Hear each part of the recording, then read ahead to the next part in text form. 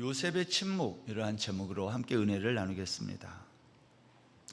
요셉 이야기에 대한 가장 큰 왜곡이 있다 그랬는데요, 그것은 우리도 요셉처럼 꿈을 간직하고 그 꿈을 이루라 라는 것이라고 했습니다. 그렇지만 사람은 누구나 가르쳐 주지 않아도 다 그런 꿈을 가지고 살아가요.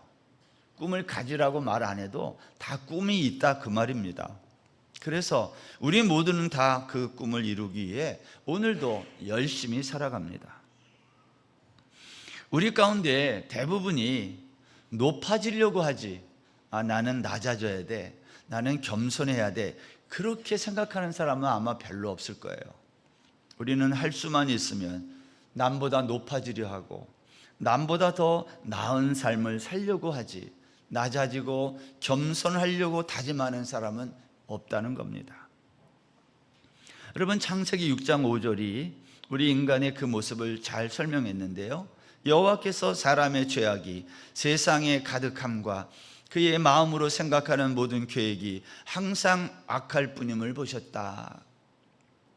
여러분이 창세기 6장 5절 말씀을 동의하시나요? 사람은 마음으로 생각하는 모든 계획이 항상, 어쩌다 한 번이 아니라 항상 악하다는 게 성경의 증언입니다.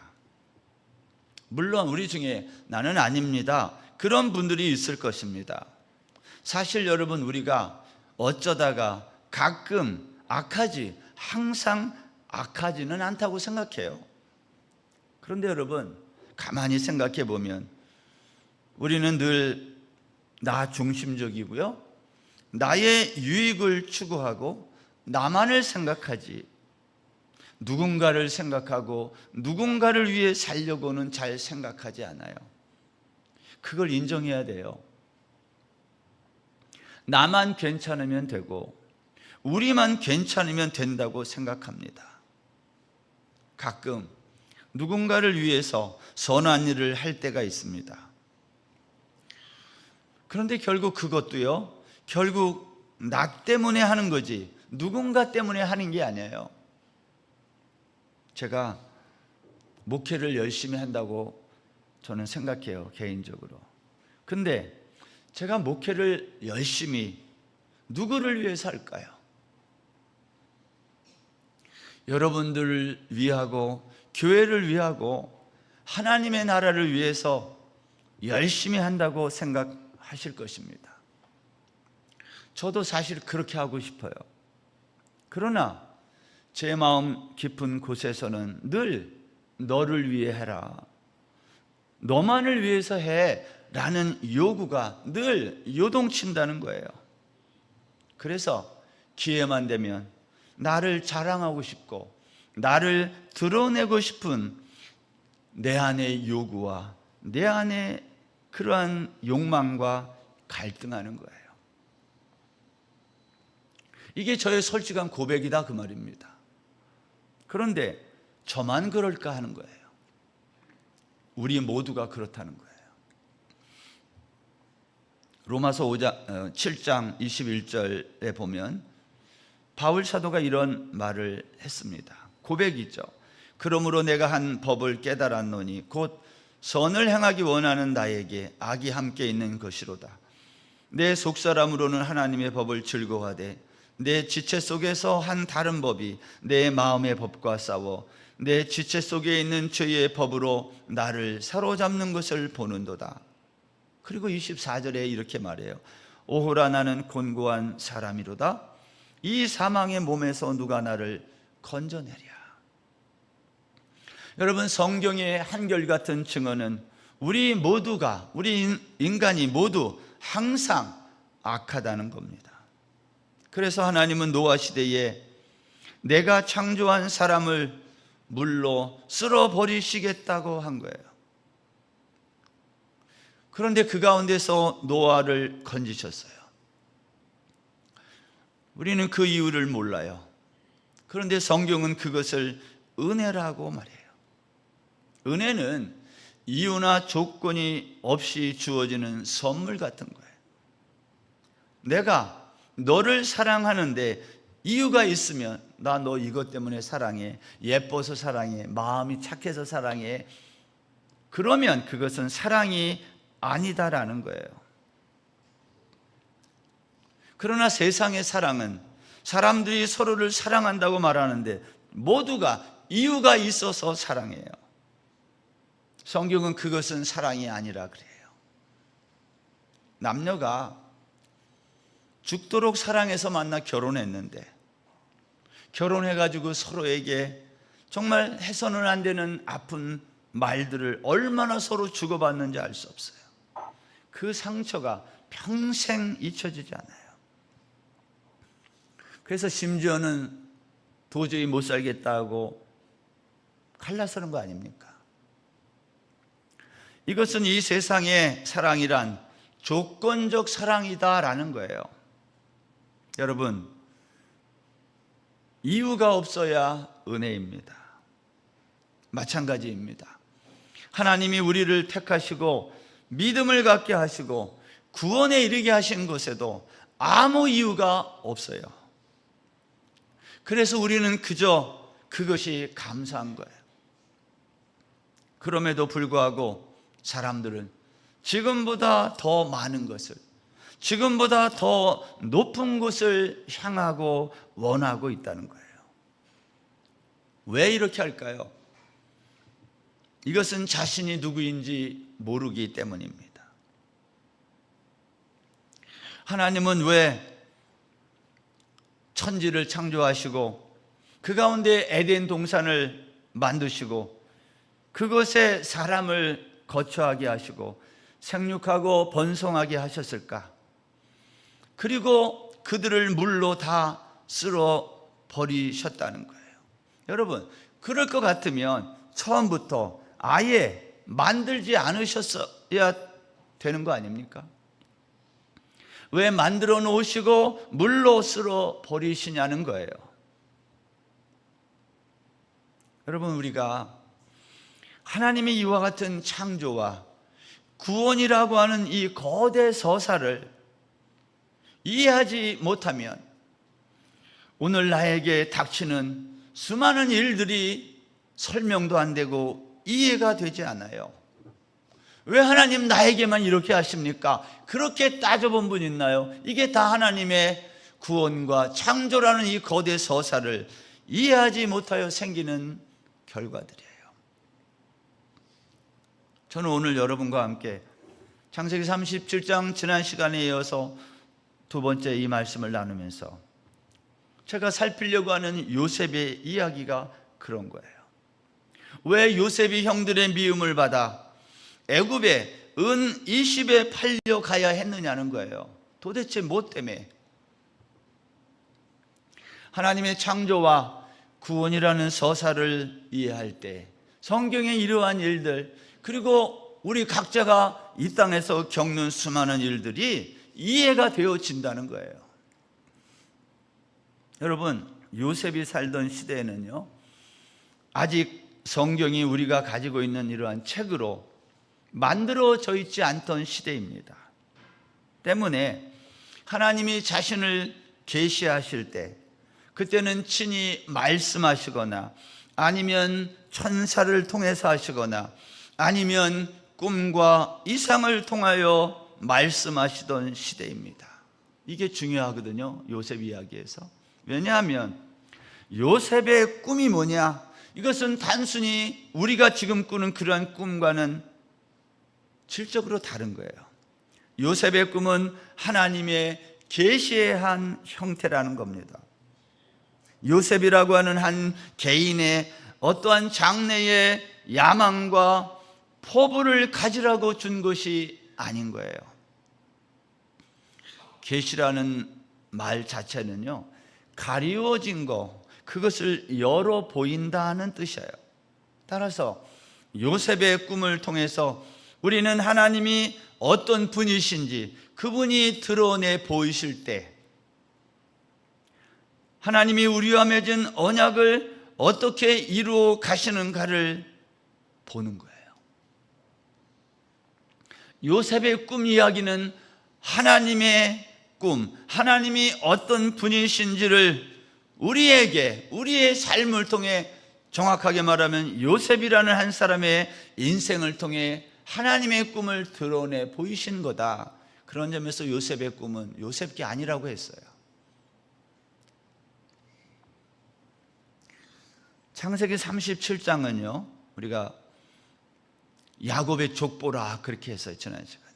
근데 야곱의 족보라고 말하고 나서 야곱의 족보는 안 나오고 요셉의 이야기가 나왔습니다.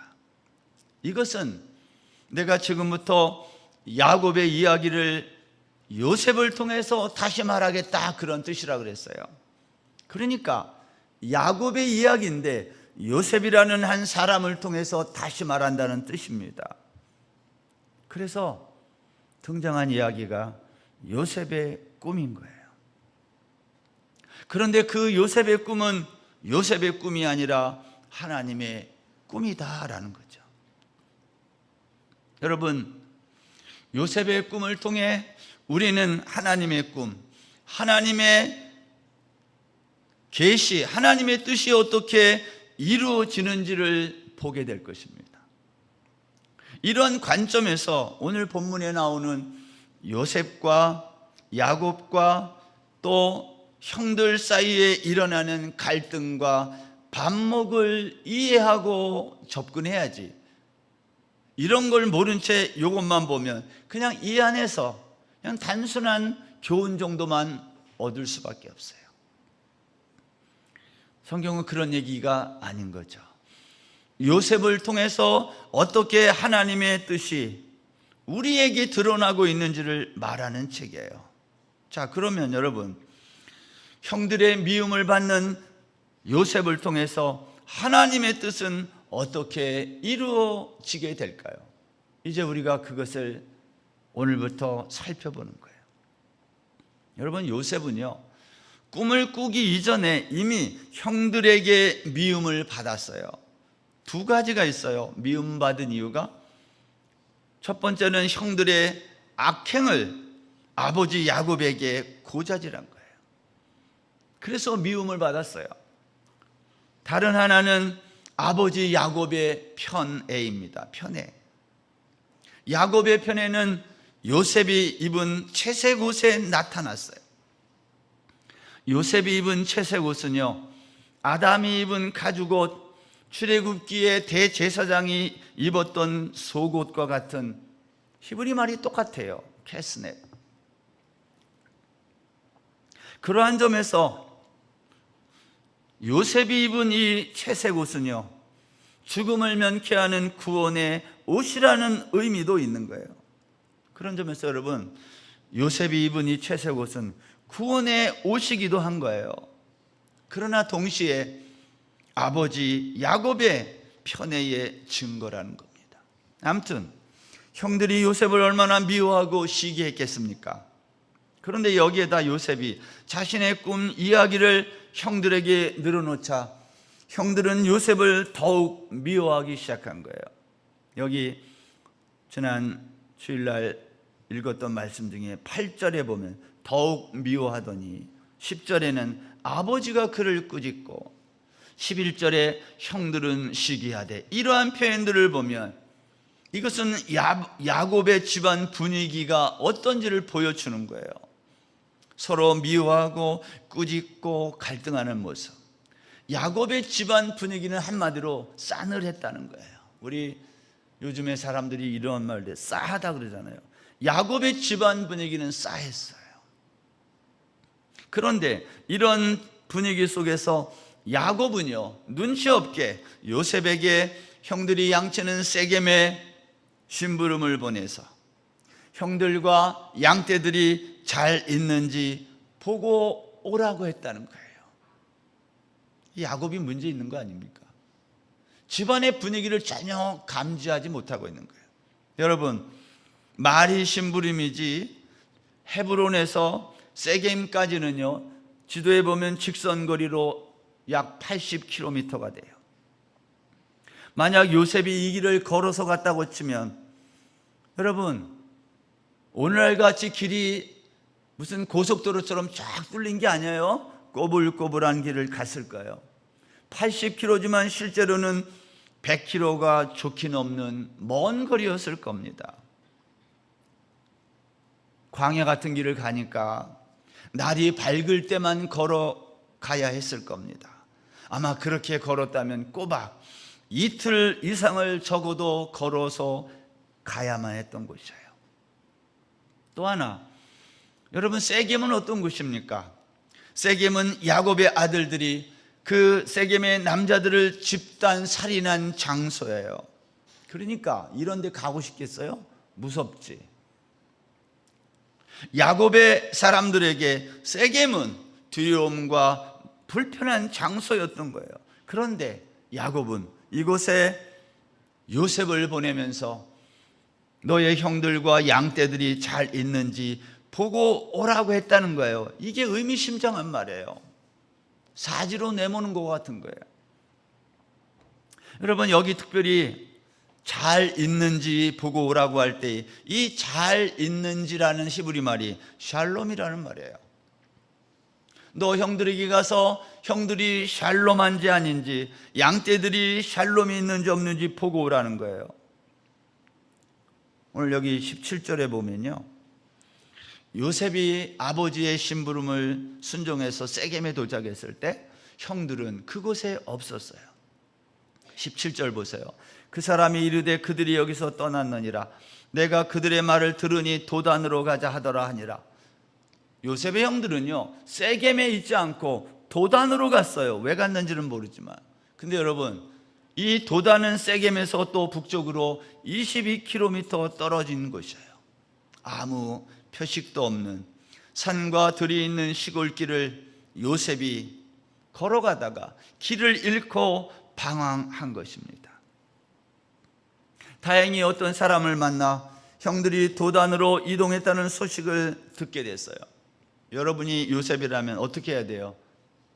위험을 감지하고 내가 이 정도 했으면 됐지 하고 다시 집으로 돌아가도 됐을 거예요. 그런데 요셉은 그렇게 하지 않았어요.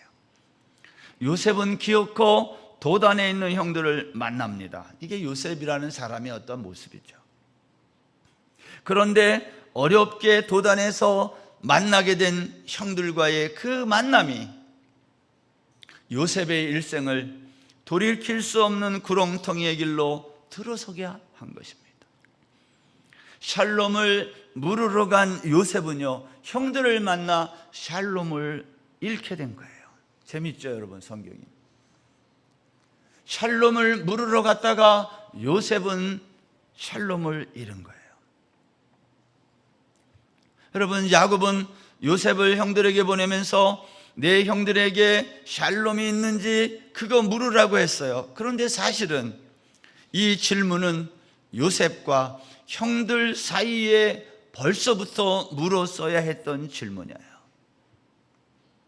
왜냐하면 요셉과 형들 사이에는 헤브론에 있을 때부터 이미 샬롬이 없었기 때문이에요.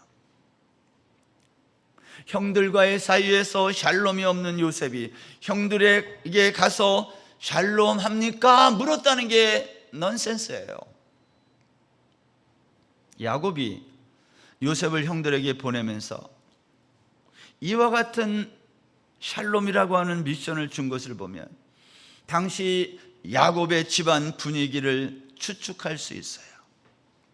여러분, 요셉과 그의 형들 사이에는요, 어떤 일이 일어나고 있습니까? 야곱은 그걸 몰랐다는 거예요. 알았다면 요셉을 세겜에 보내지 않았을 것입니다. 여러분, 이 당시에 야곱은요, 요셉이 17살이에요. 그리고 그의 동생 베냐민은 10살쯤 되었을 때, 여러분, 야곱의 집안에는요, 요셉과 베냐민과 또 그의 형들이 살았는데, 오늘 본문이 우리에게 풍기는 분위기는 야곱이 형들과 요셉 사이에 어떠한 관계가 형성되고 있는지 그 분위기를 전혀 감지하지 못했다는 거예요.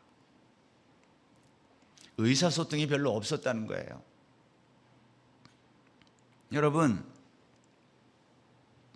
야곱은 요셉의 형들을 세겜과 같은 먼 곳에 보내어 양을 치게 했습니다. 야곱의 아들들은 아버지가 자신들을 좋아하지 않는다고 생각했을지 몰라요. 왜 우리를 가고 싶지 않은 세겜에 보내서 양을 치게 할까? 그렇지만 가야 했습니다. 요셉의 형들은 늘 생각했을 거예요. 어떻게 하면 우리가 아버지의 사랑을 받을 수 있을까? 그러지 않았겠어요? 여러분, 동시에 형들은 이런 생각도 했을 거예요. 아버지의 사랑을 어떻게 하면 받을까? 동시에 어떻게 하면 아버지의 사랑을 독차지하는 저놈 요셉을 없앨 수 있을까? 여러분, 이와 같은 집안 분위기가 오늘 본문에 고스란히 드러나 있어요. 오늘 18절 보세요. 19절. 요셉이 그들에게 가까이 오기 전에 그들이 요셉을 멀리서 보고 죽이기를 꾀하여 서로 이르되 꿈꾸는 자가 오는도다 했어요. 요셉의 형들은 요셉이 자신들에게 가까이 오기도 전에 멀리서 요셉을 알아보고 죽이기로 의논했어요. 요셉이 입은 채색 옷을 형들은 멀리서도 금방 알아봤다는 거예요. 여러분, 형들에게 요셉은 위험한 존재였어요. 왜냐하면 요셉의 꿈 때문이에요.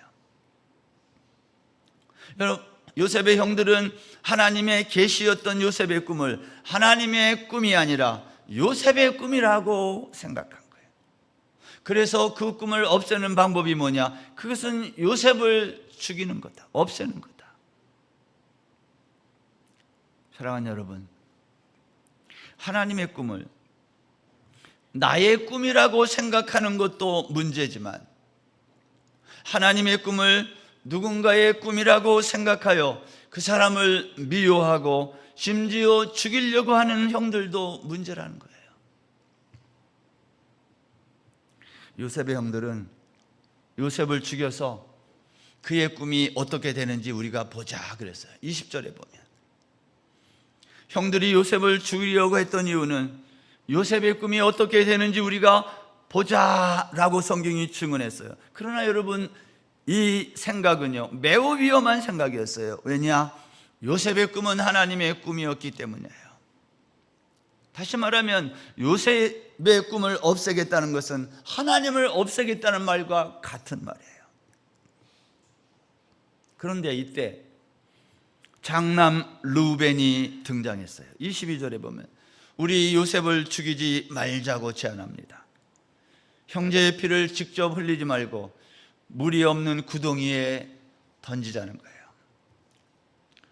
여러분, 성경은요 루벤이 이렇게 한 것은 나중에 요셉을 살려내어서 뒤로 살려내어 겉으로는 구덩이에 넣었다가 뒤로는 요셉을 꺼내가지고 아버지에게 돌려주려고 했다는 거예요.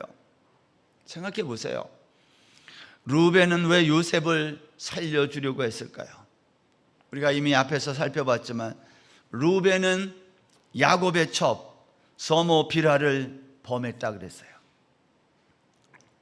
첩이지만 야곱의 아내인데 어머니를 범한 루벤, 이 루벤과 아버지 요셉, 아버지 야곱 사이의 관계가 편할 리가 없어요. 루벤은 늘 생각했을 거예요. 어떻게 하면 내가 아버지와 관계를 회복하고 내가 장남인데 재산을 나중에 상속받을 때 이 장남의 지위를 계속 유지할 수 있을까? 이 생각 안 했을까요? 루벤은 했을 겁니다. 그리고 어떻게 하면 이 장남의 위치, 아버지와의 관계를 회복할 수 있을까를 생각하다가 요셉을 구덩이에 넣었다가 내가 꺼내줘서 아버지에게 데리고 가면 아버지가 나를 인정할 거다. 그렇게 하지 않았을까요? 제 머리에서는 그렇게 돌아갔는데. 그런데 여러분, 루벤의 이와 같은 행동이 문제 있는 행동이라는 거예요. 왜냐하면 만일 루벤이 요셉의 꿈이 하나님의 꿈이라는 사실을 알았다면 이렇게 행동하지 않았을 거라는 거예요. 루벤도 요셉이 꾼 꿈을 요셉의 꿈이라고 생각했지 하나님의 꿈이라고 생각하지 못했다는 겁니다. 결국 루벤의 제안대로 요셉을 죽이지 않고 대신 그가 입었던 옷을 벗긴 채 물 없는 구덩이에다 던졌어요. 제가 생각을 좀 해봤거든요. 요셉의 이 채색 옷을 벗길 때 그것을 벗기는 형들의 기분은 어떠했을까? 속된 표현이지만 기분이 정말 좋았을 것 같아요. 째졌다 그러죠. 기분이 정말 째졌을 거예요. 여러분, 자기들을 차별하는 요셉의 채색 옷을 찢어버리고 싶었다. 우리가 요셉이라면 이러한 형들이 나를 얼마나 미워하는지를 만약에 알았다면, 여러분, 요셉이 형들에게 심부름을 갈 때에 어떤 옷을 입고 가야 맞아요? 정상적인 아이라면 먼 여행을 가는데 왜 채색 옷을 입고 가요? 가기 편한 복장을 입고 가야 했을 겁니다. 그런데 요셉이 그렇게 하지 않았다는 그 하나의 사실이 우리에게 보여주는 증거가 뭐예요?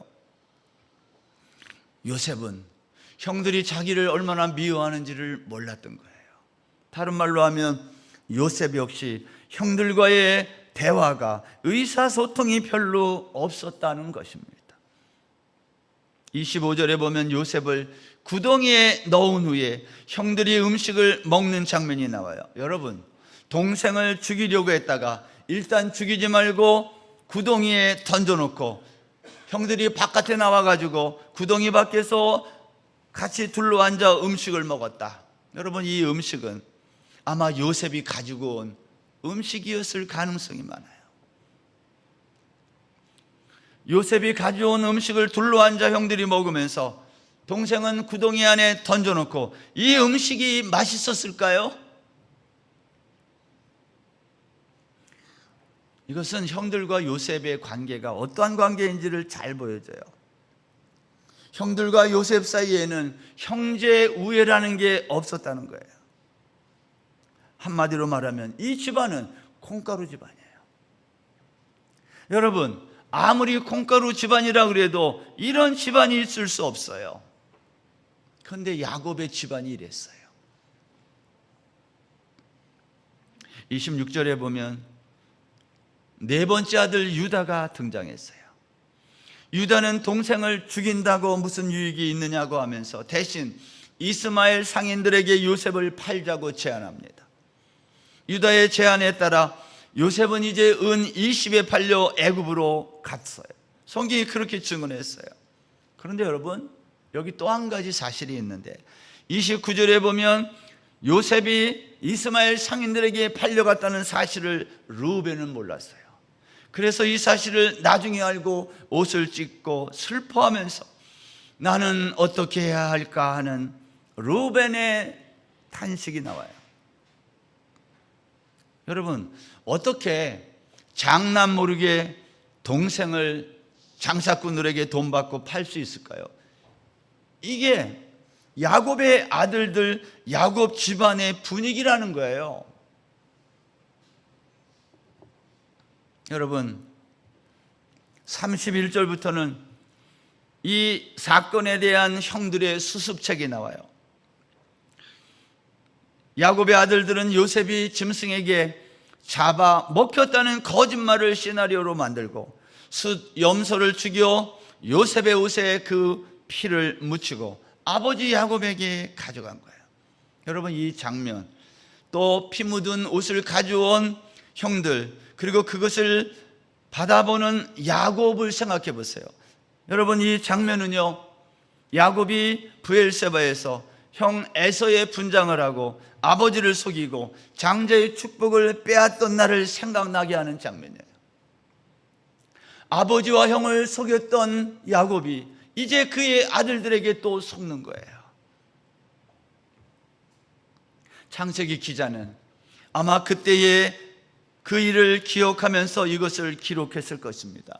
저는 궁금한 게, 그렇다면 야곱은 요셉이 입었던 옷에 피가 묻힌 그 옷을 받으면서 요셉을 바라보고 생각하며 슬퍼하기만 했지, 자기가 오래전에 브엘세바에서 형과 아버지를 속였던 그때의 일을 기억했을까 하는 거예요.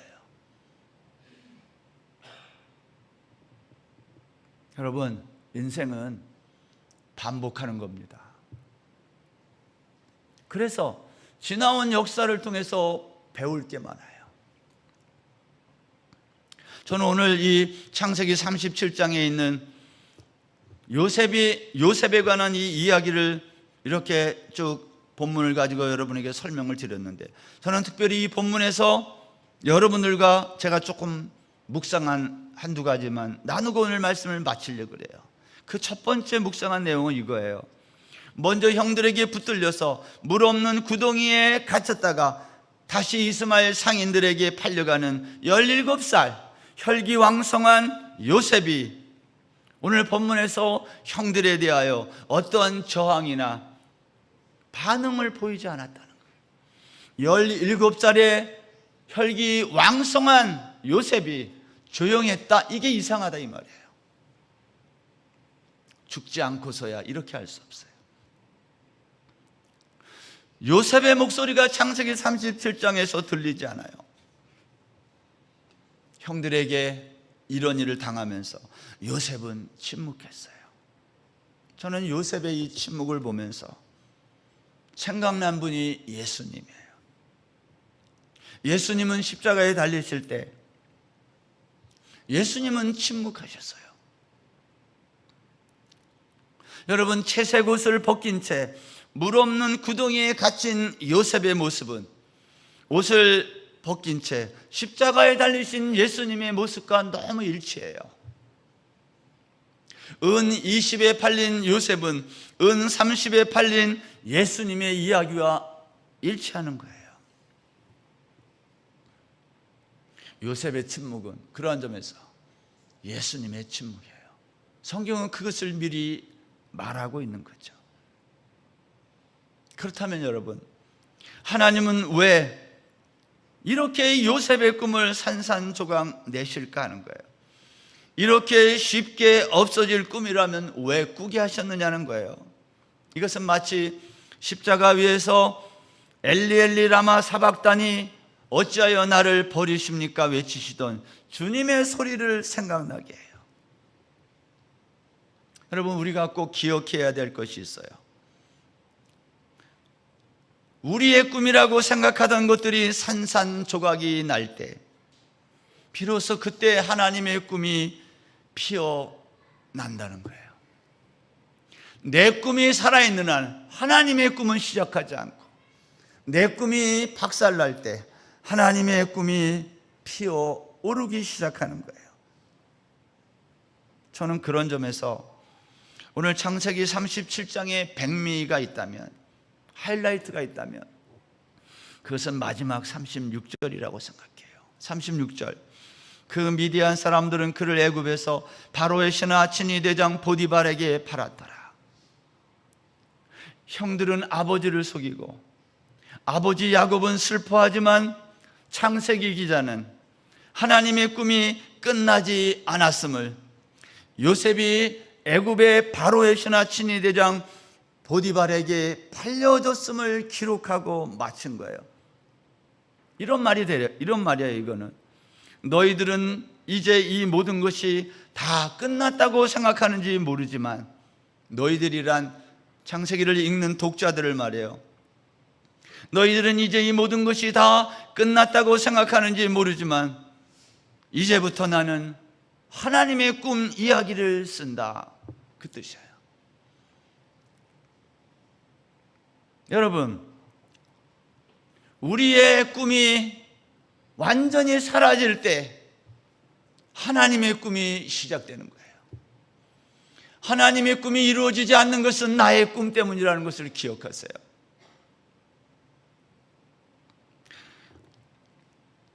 저는 오늘 본문에서 한 가지 또 이러한 것을 묵상했어요. 요셉이 빠진 물 없는 구덩이. 여러분, 구덩이는 빠지면 스스로 나오지 못하는 것입니다. 그런데 이 구덩이에 누가 빠졌어요? 하나님이 주신 꿈을 꾼 요셉이 빠졌어요. 여러분, 구덩이에는 누가 빠지냐면 하나님의 꿈을 꾼 사람들은 구덩이에 빠지는 거예요. 여러분, 교회에도 구덩이가 있어요. 주일날 하루 나와서 가만히 앉아서 뒷자리에 앉아 예배 드리다가 돌아가는 사람들은요, 구덩이에 빠질 일이 없어요. 구덩이에 빠지는 사람은 어떤 사람이냐? 하나님으로부터 꿈을 받은 사람들, 하나님의 말씀으로 은혜를 받고 내가 이 말씀을 받고 가만히 있을 수 없어서 이리저리 주의 몸된 교회를 위해서 일하는 사람들, 이 사람들은 반드시 구덩이에 빠져요. 그리고 억울함을 느껴요. 내가 이렇게 열심히 주를 위해 봉사했는데 왜 나에게 이런 일이 있어야 될까 하고 억울함을 느낀다 이 말이에요. 혹시 우리 가운데 주의 일을 하다가 속상한 말을 듣거나 억울한 일을 당하신 분 계십니까? 기억하세요. 그것은 우리가 하나님의 꿈을 가지고 있다는 증거예요. 요셉이 빠진 구덩이는 우리 스스로의 힘으로는 나을 수 없는 구덩이, 누군가 꺼내 주어야만 나올 수 있는 구덩이. 그래서 구덩이에 빠진 사람은 뭐 해야 돼요? 나를 꺼내줄 때까지 기다려야 돼요. 하나님의 꿈은 나도 모르는 사이에 내가 빠진 구덩이에서 아주 서서히, 아주 천천히 이루어지고 있는 겁니다. 여러분 기억하시기 바랍니다. 구덩이에서 나와 애굽의 노예로 팔려간 요셉이 자기 스스로 할 수 있는 일은 아무것도 없었다는 거예요. 우리에게 꿈을 주신 하나님이 이제 우리를 통해 그 꿈을 이루어가시기 위해 때로는 우리를 물없는 구덩이에 던지고 억울함을 당하게 하고 때로는 생명의 위협을 느끼게 하는 거예요. 그러나 그것은 내가 하나님의 꿈을 간직한 증거예요.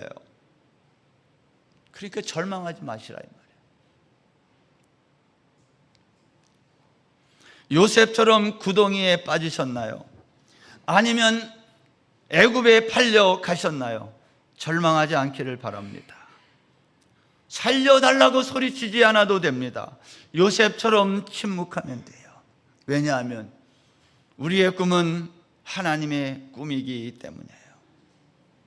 우리는 그 절망의 자리가 희망의 자리라는 것을 곧 알게 될 겁니다. 산불이 나고 지진이 나고 권력자들의 권력 다툼으로 나라가 두 동강이 날 때 가장 피해를 받는 사람들은 가난한 이웃들이에요. 지금 그들이 어려움을 겪고 있어요. 절망과 상실의 구덩이에 빠져 그들이 할 수 있는 일은 아무것도 없어요. 누가 도와주지 아니하면 일어설 수 없는 사람들. 혹시 그 사람이 저와 여러분은 아닙니까? 요셉처럼 침묵하며 하나님을 기다리시기 바랍니다. 하나님이 우리에게 주신 그 꿈을 반드시 이루어 가실 것이에요. 이제 곧 고난주간이 다음 주에 다가와요. 이번 고난주간과 부활주일을 맞이하면서 예수 그리스도의 침묵을 묵상하고 하나님의 꿈이 성취되는 그날을 기대하는 저와 여러분 다 될 수 있기를 주의 이름으로 축원합니다.